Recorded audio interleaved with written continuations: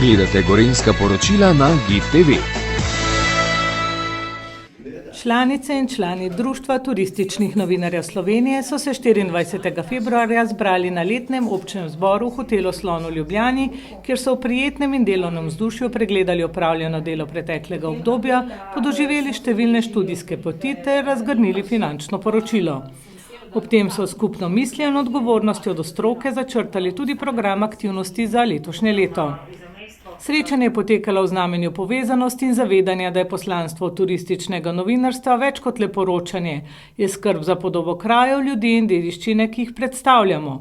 Z mislijo na tradicijo in na izzive sodobnega časa so si zastavili cilje, ki bodo utrjevali strokovnost, krepili sodelovanje ter odpirali nove poti promocije slovenskega turizma doma in v tujini.